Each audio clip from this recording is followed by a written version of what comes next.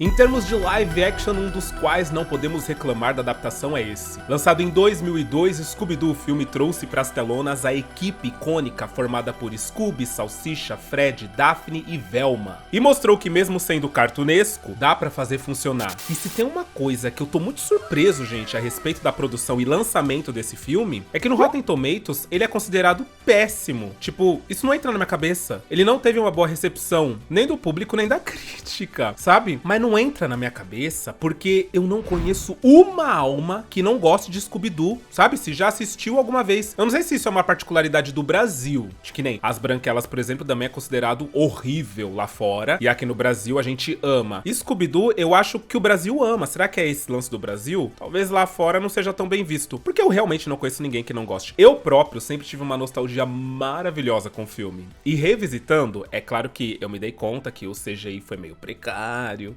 Mas agora eu vou passar pano, tá? O CGI passa até porque faz sentido com a estética cartunesca do filme. Porque ele se propôs a ser um live action, mas o Scooby, ele é completamente cartunesco. Ele não perdeu o jeito de ser dos desenhos animados, entende? O que é maravilhoso. E o que foi uma grande reclamação de O Rei Leão, por exemplo, quando foi lançado, porque lançaram com animais hiper realistas. E aí eles reclamaram que eles não tinham expressões, etc. Então assim, tô passando pano? Tô, acho que eu tô. Mas é isso. Se você não gostava muito do filme e tá aqui, eu acho que agora você vai gostar mais. Se você não conhecia, eu acho que você vai gostar, tá? Vai sair daqui gostando. Agora, se você já gostava, é só aproveitar a viagem, viu? Porque eu amo e eu vou me acabar trazendo ele pra vocês. Então se ajeita aí e assiste comigo Scooby-Doo, o filme.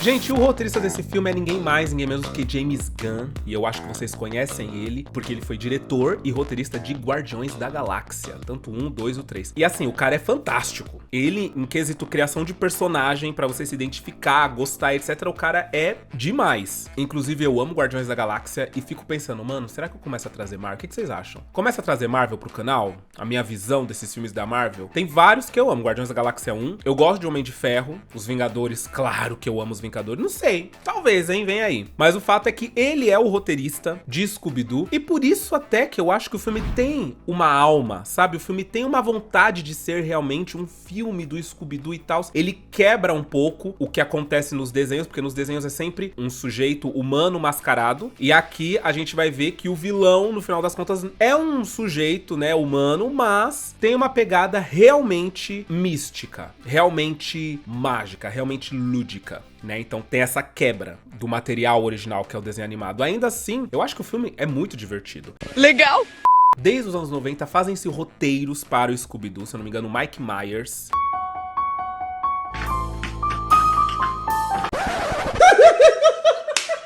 E não é o Mike Myers o assassino de Halloween, é o ator. Ele escreveu também alguns roteiros, mas assim, foram sendo dispensados, alguns foram passando e tal, e aí mexiam, mudavam tudo e tal, até que chegou no James Gunn e ganhamos Scooby-Doo, o filme, em 2002. Vamos entender que filme que é esse? Bora! E o filme começa mostrando pra gente um armazém de brinquedos, onde a Mistério S.A. está ali já elaborando um plano pra pegar o Fantasma da Lua. É um nome clássico, tá? Pra um vilão do desenho do Scooby-Doo. Eu não sei se vocês assistiam Scooby-Doo, eu assisti. Não esses novos, eu assisti quando passava, tipo, começo dos anos 2000. Então acho que era aquele produzido nos anos 90, nos 80, sabe? E assim, essa primeira abertura, ela já mostra pra gente a cara que vai ter o filme. O vilão, ele flutua horrores, ele é meio cintilante, ele é meio brilhante. Ele vem com a Daphne xingando, né, meio amordaçada ali, xingando que ela tá sendo sequestrada de novo. A Velma aparece olhando, o Fred tá lá do outro lado se amando, o Salsicha e o Scooby morrendo de medo. Aí depois, o Salsicha e o Scooby, eles meio que escapam do vilão dentro de um barril, né? Eles estão dentro do barril, eles se assustam e saem correndo. E é muito cartunesco a maneira que eles saem, porque é com as pernas do Salsicha, né? O barril e a parte de cima do Scooby. E os equipamentos da fábrica se tornam meio que uma pista de skate. Então a gente, logo nesse começo, o filme já propõe pra gente assim, ó: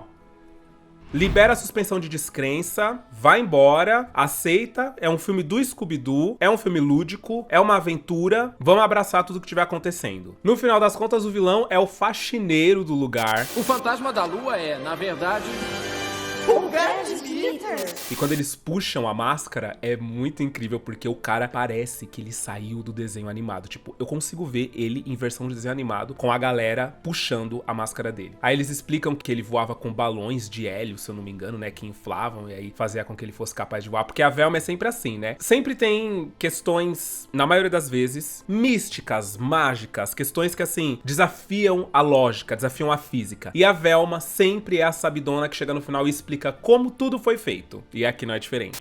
Dando ao fantasma da lua essa leveza aparente. Agora, uma coisa interessante é que a abertura que a gente conhece é assim, né? Aparece o logo Taos, aparece a lua e já aparece o armazém. Porém, tinha uma abertura alternativa, na onde a gente via o desenho animado do Scooby-Doo, né? Os traços do desenho de fato acontecendo, meio que um episódio acontecendo enquanto rolava os créditos, né? Os iniciais com os nomes e tal. E aí o fantasma passava, sequestrava a Daphne em desenho e voava pro armazém. E aí o armazém de desenho virava o armazém real pra mostrar pra gente que tudo aquilo que tava acontecendo foi uma sequência antes do que a gente ia ver agora em live action, sabe? E tipo, eu gostei muito dessa abertura. Eu não sei por que eles não utilizaram. Não sei se foi pra diminuir o tempo do filme, sabe? Pra ganhar minutos e tal. Mas eu acho que super funcionaria.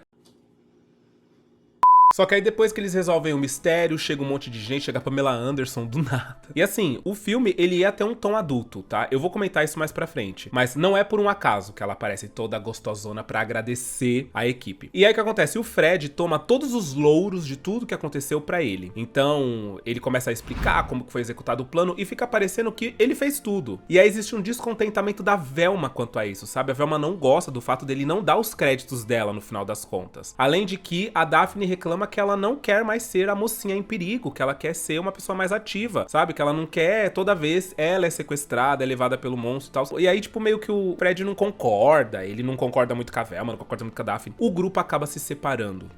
Tá? Eles têm uma briga ali e, pro desespero do Salsicha e do Scooby, eles se separam. Inclusive, o Salsicha começa a falar que eles não podem porque eles são um grande banana split, o Fred é uma bananona, a Velma é um molho de mostarda que vai em cima, a Daphne é um creme que não sei o que e tal. E aí eles ficam tipo, eu, hein? Assim, a maioria das pessoas acham isso esquisito, porque a linguagem é meio esquisita, né? Fred, você é um bananão. Daphne, você é o sorvete de linguiça com chiclete de bola. Assim, comparar eles com um banana split é meio esquisito. É meio tendencioso. Não reparava isso, tá? Até eu fazer a pesquisa e descobri que, de fato, alguns diálogos foram mantidos no filme, mas eles tinham como meta tornar o filme um pouco assim, né? Adolescente e adulto, e não infanto-juvenil, sabe? E aí um detalhe é que a Máquina de Mistério, né, que é o carro aí deles, ela teve várias versões pro filme, assim, tipo, eles pensaram em várias cores, várias alterações do logo, eles pensaram que talvez fosse legal a Máquina de Mistério ir mudando conforme o filme fosse avançando e tal, mas no final das contas, eles voltaram pra original, pro logo original, pras cores original, porque, tipo, eles falaram, não, funciona demais, sabe, por mais que os outros tenham ficado bonito e tal, isso aqui, bateu o olho, você não precisa nem entender, você não precisa nem ver se tá tudo no lugar, você já sabe que é Scooby-Doo, e aí eles optaram por continuar desse jeito. 2 anos mais tarde, o Scooby e o Salsicha são abordados por um cara que traz um mistério pra eles conseguirem resolver de Emil Mondavarius na Ilha do Espanto, Spook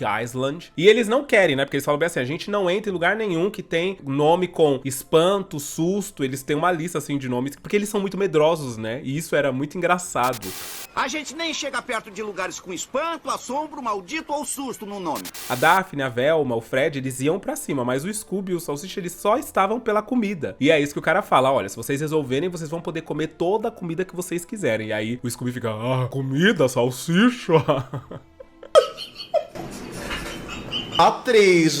Muito fofo. E assim, tem uma coisa, mais piadas de cunho adulto. Por quê? Quando mostra a Wanda Mistérios S.A., fica mostrando uma fumaça saindo de cima dela, né? Aquela fumaça, ela seria, na verdade, um indicativo de que o Salsicha e o Scooby estavam usando maconha dentro do babado. E aí eles mudaram e colocaram eles fritando hambúrguer, fazendo comida lá dentro. Mentira! Tá, mas na verdade, o que aquilo ali significava, representava, é que eles eram maconheiros e estavam usando maconha lá dentro. Assim, é muito louco a gente entender isso, né? E faz sentido, porque depois de grande, assistindo a cena, na hora que eu vi, né, reassistindo aqui pra vocês, eu falei, oxe, eu não lembro disso. Não, eles estão usando maconha lá dentro, não é possível. E aí, não, eles estavam fazendo comida, sabe? Eu não lembrava disso. Mas eu, hoje, como adulto, eu vi com outros olhos. No aeroporto, eles descobrem que todos eles foram chamados por Emily Mondavarius pra poder solucionar o mistério que tá acontecendo lá nessa ilha. Ninguém fica feliz de se ver, tá? A Velma não gosta de ver o Fred também não gosta de ver ninguém, a Daphne fica brava porque ela fala que ela ia conseguir resolver tudo sozinha, que ia ser o primeiro mistério que ela ia resolver sozinha, né? Depois que eles se separaram, 2 anos depois e tal. E assim, eu adoro. E é aqui que o CGI realmente, ele grita e ele fala, é isso aí mesmo, entendeu? O CGI tá precário, tá babado, mas é isso aqui que vocês vão assistir, porque o Scooby vem vestido de velha. E aí é muito engraçado ele andando de salto, com uma roupa de velha, falando, ai, cruzes, olhando assim pro lado. Eu amo, assim, tipo, eu compro demais essa ideia, tá? Não é uma ideia que assim, parece uma coisa super esquisita, ou que eu acho que, não funciona. Não, eu compro muito o Scooby vestido de velha. Eu acho assim que é uma das melhores coisas desse filme. Dentro do voo também, porque ele tá de velha dentro do voo, porque ele não podia voar, né? Ele teria que voar como animal. E eles não querem mandar ele como um cachorro. E aí ele tem uma mulher com um gato na mão, nunca entendi, tá? No avião, dentro do avião com um gato? Então tá bom. E aí ele começa a latir pro gato. E aí, tipo, o Fred fala, vovó, se controla.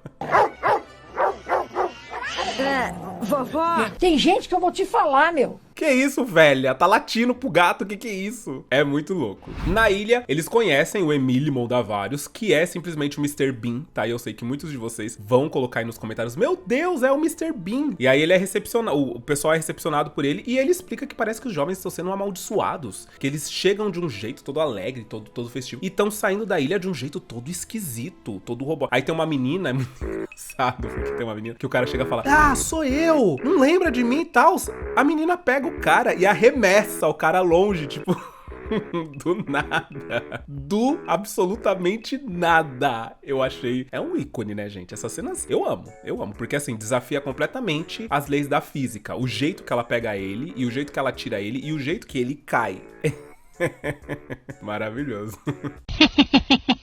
E eles saem todos, se separam, porque eles falam, mano, ainda assim, a gente não é a Mistérios S.A. Aqui é cada um por si. Então, a Velma vai pra um lado, o Fred vai pro outro, a Daphne vai pra outro, o Scooby e o Salsicha vão pra outro. O Scooby e o Salsicha é o que mais queria que todo mundo ficasse junto, né? Mas o trio Parada Dura, eles se separam porque eles querem os louros pra eles. Eles querem mostrar que eles sozinhos são capazes de resolver o mistério.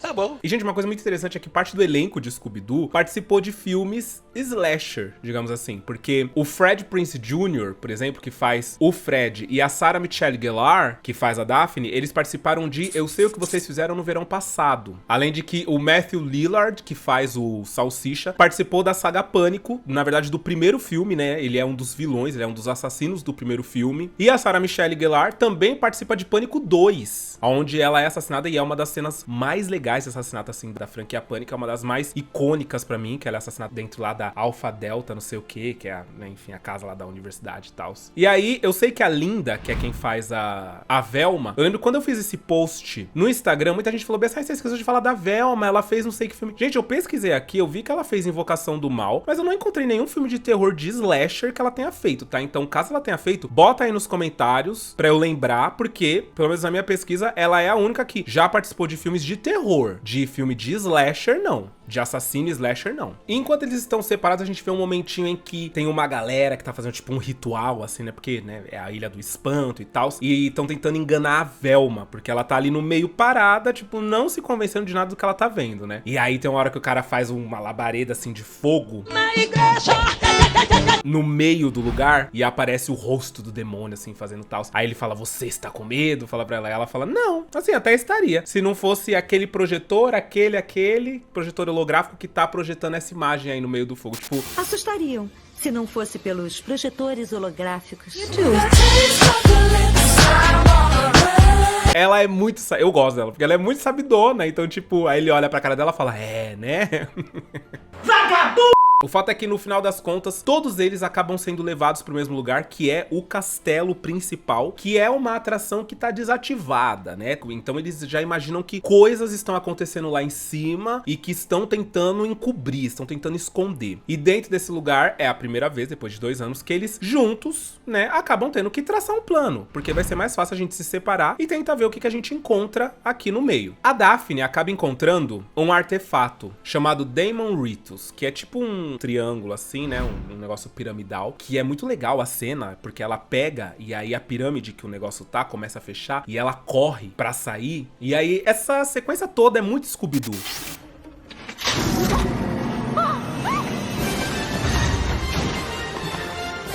Porque a Daphne também encontra, junto com o Fred, um local, e aí de repente o brinquedo começa a ser ativado, uma das pessoas que tá lá embaixo, né, ativa o brinquedo, e aí vem um negócio que vai matar eles, porque fica passando pra lá e pra cá assim, e fica andando esse negócio. Então eles têm que encontrar um dos livros na prateleira pra puxar, porque sempre tem uma passagem secreta que é ativada quando você puxa o livro, né. Por fim, o Fred acaba sendo arremessado pelo negócio pra dentro de uma sala, e aí quando eles entram dentro dessa sala, eles percebem que parece que acontece algum tipo de lavagem cerebral ali, né, que tem um vídeo muito esquisito de uma mulher mostrando como os jovens agem, como eles deveriam agir. Eles falam, e aí tem umas cadeiras. Eles falam, cara, isso aqui tá com cara de negócio pra lavagem cerebral. Assim, a gente tem vários momentos aqui que o CGI, de novo, ele acaba chamando a atenção porque ele é meio precário, né? Ele é meio...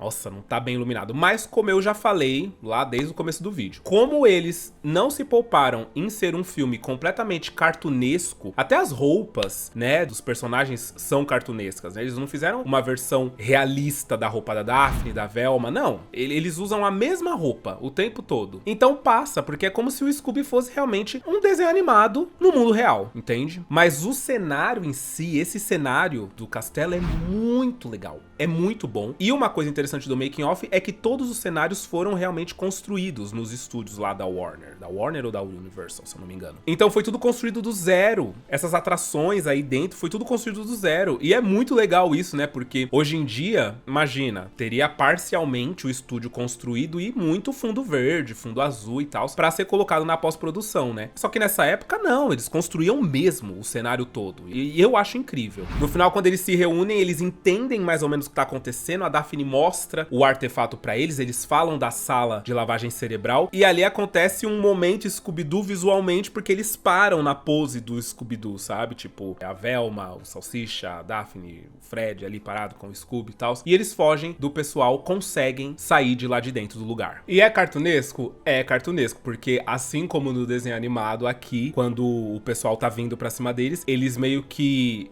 se vestem como os manequins que estavam parados atrás deles, então eles ficam lá parados que nem manequim assim, enquanto o povo fica pensando, cadê eles, que não encontram. Eu gosto, tá, gente? Eu acho que a proposta é essa, a proposta é ser um filme doido, divertido, out. E no final das contas, no final do vídeo, vou até comentar por que que os live actions hoje, meio que a gente fica meio, velho, não sei se é tão legal. Por causa disso, porque é a versão live action e eles querem, tipo, trazer realidade demais pro negócio. Meu, tem coisa que não traz tanta realidade, sabe? Deixa um pouco cartunesco também, deixa a gente brincar com isso, porque afinal de contas foi no cartunesco que a história deu certo, né? Hoje eu tenho um entendimento assim sobre essas coisas. Tem coisa que dá muito certo no desenho animado, aí você pensa, caraca, vamos transformar isso num filme. Por quê? Porque esse roteiro é muito bom, essa história é muito boa. Se a gente transformar num filme live action de pessoas, vai ser bom também. E não, hoje eu tenho a premissa de que tem coisas em desenho animado que não é só o roteiro que fez funcionar, é o desenho animado em si que fez a coisa acontecer. É o risco, sabe? É o carisma que o desenho, as cores, a levada conseguiu trazer pra gente. Que aí de repente você transfere pra um live action e você não tem o mesmo retorno. O público não se conecta tanto quanto no desenho animado. Por quê? Porque às vezes vocês deviam ter trazido elementos do desenho animado aqui também, e não fazer completamente realista, sabe? Eu acho que Scooby-Doo pra mim pelo menos, funciona muito por causa disso. Eles trazem elementos do desenho animado pro live action e funciona. Eles mantêm a coisa cartunesca. Bom, quando eles voltam pro hotel, logo a Velma começa a estudar o artefato pra entender. Ela percebe que tem uma escrita, um negócio que aquilo parece realmente fazer parte de algum tipo de ritual, invocar um tipo de ritual. E ela conhece um cara, o qual ela começa a contar a vida dela, como era legal antigamente e tal. E aí a gente vê um flashback deles todos na Mistérios S.A. dentro, né, da Mistérios S.A., da máquina de mistério, na verdade, que é o carro. E ali a gente vê o Scooby-Loo, que eu não sei se vocês lembram, ele é sobrinho do Scooby-Doo, que é um cachorrinho, que é a versão do Scooby-Doo pequena, e que aqui no filme ele é chato, ele é insuportável. Se eu não me engano, no desenho, ele também é chato e insuportável, mas aqui ele é chato e insuportável, ele mija na Daphne do nada, e olha que loucura. O Fred fala pra ele, você, não acredito que você fez isso de novo. Ele falou, foi sem querer. Aí ele fala, não foi sem querer, você tá tentando marcar território. Aí ele fala, mas é que você é um mole. Você quer marcar seu território? Você não leva gente pra coisa, meu filho! Gente, peraí, sério, eles tiveram esse diálogo. E é nesses momentos, assim, que é inegável, fica muito claro que, com certeza, a primeira versão desse roteiro, ela era para um filme adolescente adulto, sabe? Foco ali, 16 anos pra cima. E virou infanto-juvenil do meio pra trás, mas eles mantiveram certas coisinhas, certos diálogos que talvez fosse meio RS pra quem é mais velho, sabe? Tipo, entende? Pra ser um filme pra família, né? Não é aquele filme que só as crianças vai conseguir assistir, ou só os adolescente vai conseguir assistir, achar graça, ou só os adultos. Não, a família inteira consegue. Mas é um diálogo completamente. E é ali que eles expulsam, inclusive, o Scooby-Doo, porque ele fala bem assim, Vai se fuder, seu lixo, vai levar ban. Pelo amor de Deus, eles deixam o Scooby-Doo lá no meio do deserto, a ver navios, e a gente pensa, como é que esse cachorro vai morrer aí, não vai não? Porque não tem nada pra lá, não tem nada pra cá. E aí? É meio doido, né? É meio esquisito. Abafa. Teve uma galera que criticou depois o filme, anos depois o filme, né, por causa dessa cena, porque né, enfim, gente. Bom, o fato é que eles são atacados ali naquele lobby daquele hotel, que também é um cenário construído, viu? Tipo, não era um cenário que já existia, uma coisa, não. Foi totalmente construído para o filme. E os monstros são CGI, assim. Completamente CGI. Mas assim, aqueles elementos cartunescos que eu falo pra vocês, gente, a mesma coisa. O Scooby tentando escapar dentro de uma mala, e aí, tipo, só os dedinhos dele com aquele barulhinho de desenho animado andando, sabe?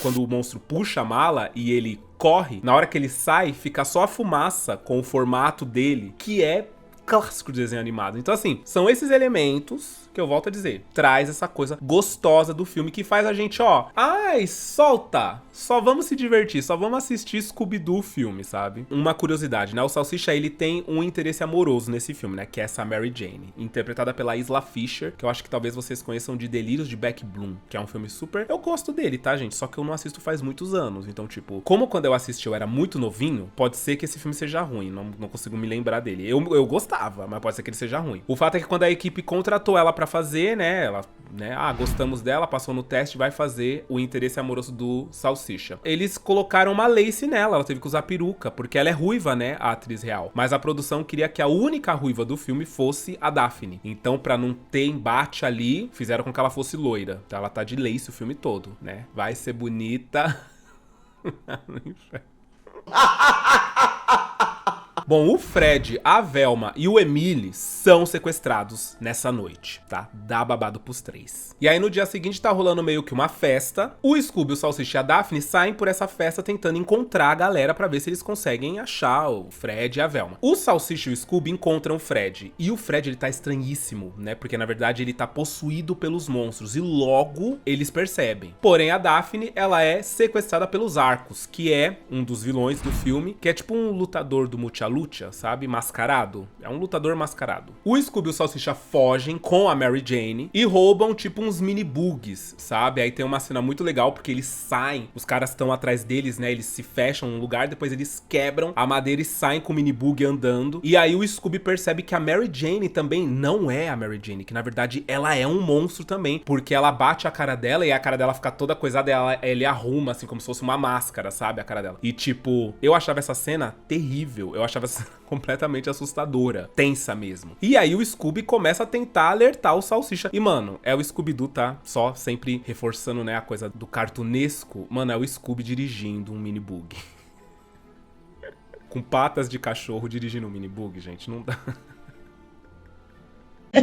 Eu tô tô rindo porque, cara, é cada coisa. Ele tenta avisar o Salsicha que ela é um monstro e o Salsicha não acredita, porque o Salsicha ele tá meio que apaixonadinho por ela, né? E aí os dois têm meio que uma briga. Inclusive, uma curiosidade, essa briga foi a cena mais complicada de gravar, tanto pra produção quanto pro Matthew Lillard. Por quê? Nessa época, não tinha a captura de movimento ainda, né? Então o ator, quando ele contracenava com alguma coisa gerada por computação gráfica, não tinha alguém ali pra ele contracenar. Então o Matthew Lillard teve que gravar tudo olhando pro nada. Então ele meio que tinha uma marcação pra onde ele tinha que olhar, pra parecer que ele tava olhando pro Scooby, mas ele teve que fazer a cena toda sozinho, assim, tipo, no ar, sabe? Ele fala que foi muito complicado, foi muito difícil gravar essa cena. Porque uma olhada errada, uma olhada lá pro fundo, pronto. Não, o Scooby tá aqui na sua frente, você tem que estar meio que fingindo que você tá olhando pra ele aqui. É, você imagina, deve ter sido muito punk. O Scooby acaba caindo num buraco e o Salsicha ali, ele percebe que, tipo, ele não deveria ter brigado com o Scooby e tal. Logo já cai a ficha dele que, tipo, mano, o Scooby é o grande amigão dele, sabe? Por que eu tô brigando com ele por causa de uma garota? E aí ele pula atrás do Scooby nesse buraco. E aí a gente tem uma cena excluída aqui no meio, que é uma dessas cenas de cunho adulto, aonde a Daphne, antes de ser sequestrada pelos arcos, ela encontra a Velma no banheiro. E a Velma, ela tá muito louca, porque ela tá de biquíni, assim, sabe? Tipo um biquíni super cavado, com uns movimentos sexual, assim. Ela tá sem óculos, ela tá toda maquiada. É tipo...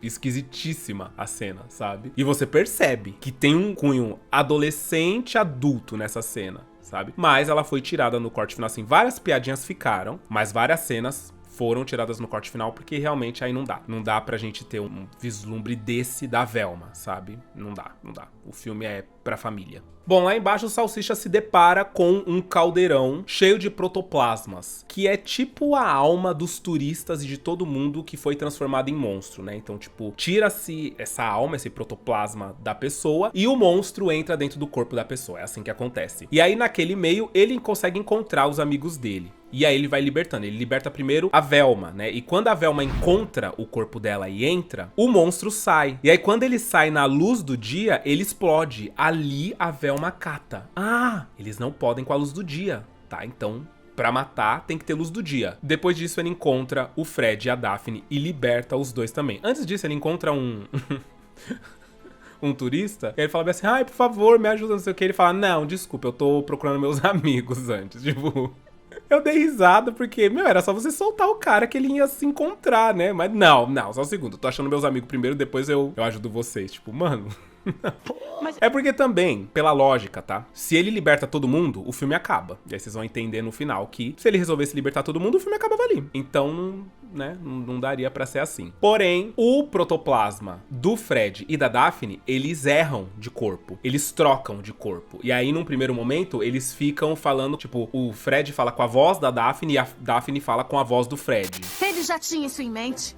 E aí, bonitão? E quando eles são expostos ao artefato, o protoplasma deles fica meio que sutil. E aí fica trocando entre eles até que eles acertem, todo mundo acerte o próprio corpo ali. E aí, segundo a Sarah Michelle Gellar, na verdade eu vi um amigo meu falando Sarah Michelle Gellar, mas eu falo Sarah Michelle Gellar porque parece muito mais legal. Então, segundo a Sarah Michelle Gellar, ela comentou sobre esse roteiro mais adulto do filme e ela falou, a primeira versão do roteiro que nós lemos, né, que a gente pegou em mãos, ela era muito adulta, ela era um Scooby-Doo para, né, adolescentes adultos. Depois que a gente assinou o contrato, foi que eles alteraram o roteiro, e aí se tornou um filme mais familiar. No entanto, várias piadinhas da versão adulta continuou nesse familiar, mas ela falou que tinha uma cena onde ela e a Velma se beijavam. Mentira! Acontecia um beijo lésbico ali no filme. Só que ela explicou que não era por diversão, na verdade, o protoplasma de todo mundo se arrumava, menos do Fred e da Daphne, que entrava na Velma e na Daphne. E aí elas se beijavam pra ver se trocava, sabe? Mas aí, né, saiu, né? Essa piada saiu, né?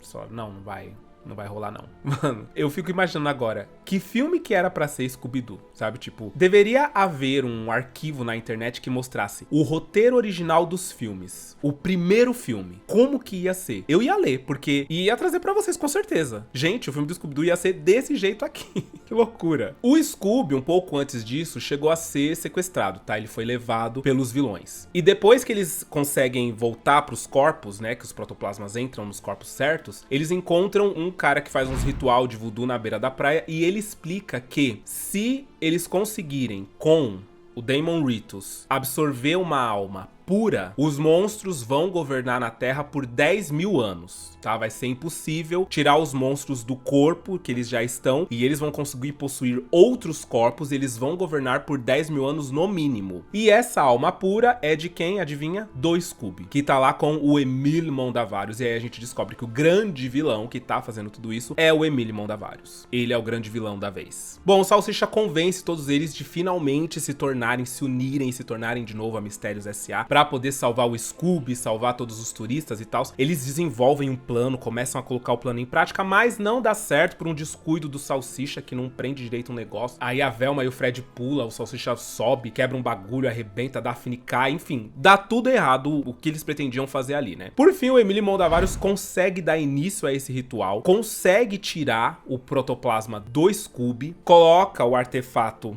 nele e começa a absorver o poder e as almas ali, os protoplasmas de todas as pessoas que ele tirou durante todas essas semanas que ele tem pego, estudantes e tal, e turistas. Só que na hora dele absorver o Scooby-Doo, que era o momento em que o bicho vai pegar agora, na hora que ele absorveu o Scooby-Doo, o Salsicha fala, não, meu amigo, não, porque, né, enfim, é o Salsicha e o Scooby, né? Ele pula no negócio e ele acaba batendo de frente com o Mondavarius, que cai. O protoplasma do Scooby volta pro corpo dele e a Velma e o Fred descobrem que o Mondavarius, na verdade, ele era um robô ali. Aquele cara era um robô operado pelo Scooby-Doo.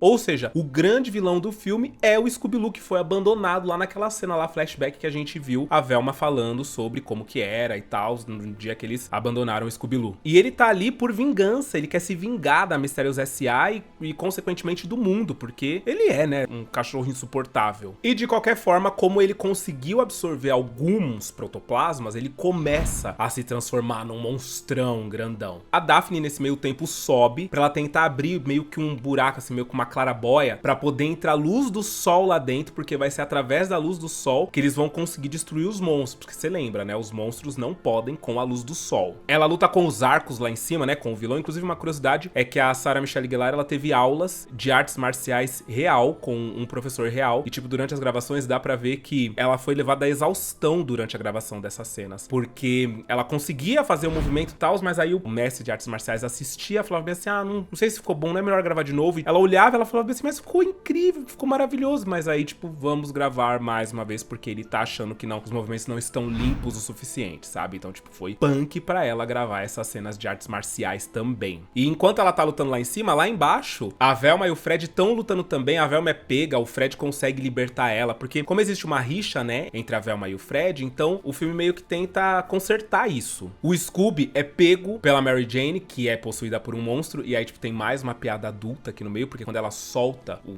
bafo dela, assim, né, que era pra desmaiar ele, na verdade, ele absorve o bafo, e aí, tipo, ele fala, ai, que cheirinho bom e tal. Por quê? Porque ele tava acostumado com tóxicos um pouco mais pesados do que esse bafo aí pra desmaiar, e ela fica tipo, né? Tipo, porque ele não desmaia, né? Isso aqui não precisa de coisa mais pesada pra mim. Meu Deus. Quem entendeu, entendeu, né? A Daphne vence a luta, os arcos caem na clarabóia, no meio da na abertura, né? Ela dá um pulo, empurra ele quebra a luz, inclusive ele cai em cima do caldeirão. Quando ele cai no caldeirão dos protoplasmas, ele começa a liberar todo mundo, cada um pro seu corpo, e no que o povo vai entrando no próprio corpo, o monstro vai saindo. Nisso cai, é um globo espelhado, só que não é um globo espelhado, né? É tipo uma caveira espelhada que começa a jogar raio de sol pra dentro da caverna todinha, explodindo os monstros. E o Salsicha começa a operar a máquina que retirava o protoplasma do pessoal pra pegar a parte da relíquia que tava no peito do Scooby-Doo, puxar ela pra meio que liberar, como se fosse uma bexiga, sabe? Liberar os protoplasmas que ele tinha absorvido naquele momento. E aí, tipo, ele começa a murchar e começa a ficar pequenininho, sabe? E é dessa forma que a Mistérios S.A. solucionou mais um mistério aí na ilha. Depois o Salsicha acaba conseguindo encontrar o verdadeiro Emílio Mondavares, que tá pedindo socorro de dentro de um alçapão. E aí ele abre esse alçapão e o Emílio sai de lá de dentro. Ele sai todo barbudo, todo perdido no tempo, assim, o que tá acontecendo, falando que tinha sido sequestrado e tal.